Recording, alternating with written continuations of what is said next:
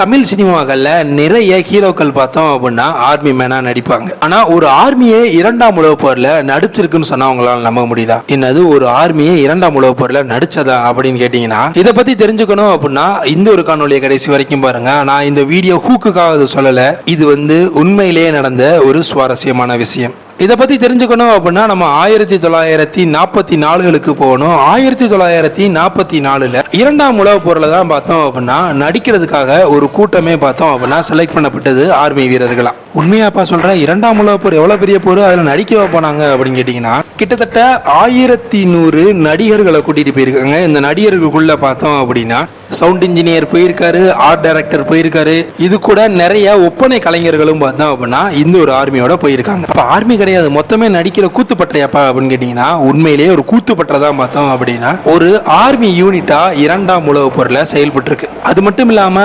இவங்களுக்கும் தனி லோகோ இருக்கு, இவங்களுக்கும் தனி கொடி இருக்கு. அது மட்டும் இல்லாம இரண்டாம் உலகப் போரோட திருப்பு முனைக்கு இந்த நடிகர்கள் தான் காரணமே. இந்த நடிகர்கள்லாம் இருக்கக்கூடிய அந்த ஆர்மி யூனிட்டுக்கு என்ன பேர் வைக்கிறாங்க அப்படின்னு பார்த்தோம்னா கோஸ்ட் ஆர்மின்னு பேர் வைக்கப்படுது. இந்த கோஸ்ட் ஆர்மி எதுக்கு பயன்படுத்தப்பட்டது அப்படின்னு பார்த்தோம்னா எதிரிகளை திசை திருப்புறதுக்கும் நேச நாட்டு படை எதிரிகளை அணுகிறதுக்கு இவங்க ரொம்பவுமே சப்போர்ட்டா இருந்தாங்கன்னு தான் சொல்லணும். இதோட இன்னொரு சுவாரஸ்யமான விஷயம் என்ன அப்படின்னு பார்த்தோம்னா இந்த நடிகர்கள் படை ஒருத்தர் கூட இறந்து போகல, ஒரு குண்டு கூட ஃபயர் பண்ணப்படல, யாருமே பார்த்தோம் அப்படின்னா கையளவு கூட சண்டை போடல. இருந்தாலும் இவங்களோட இம்பாக்ட் பார்த்தோம் அப்படின்னா இரண்டாம் உலகப் போர்ல வேற லெவல்ல இருந்ததுன்னே சொல்லணும். ஒட்டுமொத்த அமெரிக்கன் ஆர்மி, அதாவது நேச நாட்டோட ஆர்மியே பார்த்தோம் அப்படின்னா இவங்களுக்கு பேக்கப்பா இருந்திருக்குன்னே சொல்லணும். குறிப்பா சொல்ல போனோம் அப்படின்னா உண்மையான ஆர்மிக்கு இவங்க தான் பேக்கப்பா இருந்திருக்காங்க. அது மட்டும் இல்லாமல் இந்த ஒரு நடிகர்களை வச்சு நேச நாட்டு படை பார்த்தோம் அப்படின்னா கிரேட் ஹிட்லரையே ஏமாத்தி இருக்கு. இவங்க நடிகர்கள் மட்டும் தான்ப்பா, வேற எதுவும் பண்ண மாட்டாங்களா அப்படின்னு கேட்டீங்கன்னா இவங்க கூட நிறைய எக்யூப்மெண்ட்ஸ் வச்சிருந்தாங்க. இவங்களும் பார்த்தோம் அப்படின்னா டேங்கர்களை கொண்டு போயிருந்தாங்க, ஏர்கிராப்ட்ஸை கொண்டு போயிருந்தாங்க. அது மட்டும் இல்லாமல் கையில கன்ஸ் கொண்டு பார்த்தோம் அப்படின்னா கொண்டு போயிருந்தாங்க.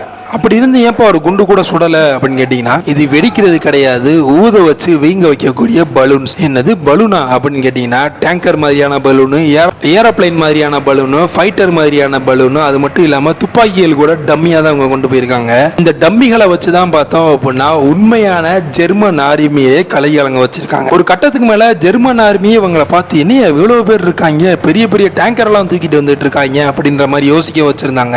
இப்படி இவங்க ஏற்படுத்தின குழப்ப தான் பார்த்தோம் அப்படின்னா ஜெர்மனி இந்த உலகப் போர்ல வீழ்றதுக்கு ஒரு இம்பார்ட்டன்டான விஷயமா இருந்தது. அது மட்டும் இல்லாம நேச நாட்டு படை யூரோப்புக்குள்ள நுழையிறதுக்கு ரொம்பவுமே முக்கியமா இருந்தது. எப்படி இவ்வளவு நண்பத்தன்மையா இருந்தாங்க, எப்படி இவங்க மாட்டாம இருந்தாங்க, இதை பத்திலாம் தெரிஞ்சுக்கணும் அப்படின்னா இதை பத்தியான ஃபுல் காணொலி கீழே இருக்க லிங்கை கீழே இருக்க டிஸ்கிரிப்ஷன் பாக்ஸ்ல கொடுக்குறேன், போய் செக் பண்ணி பாருங்க.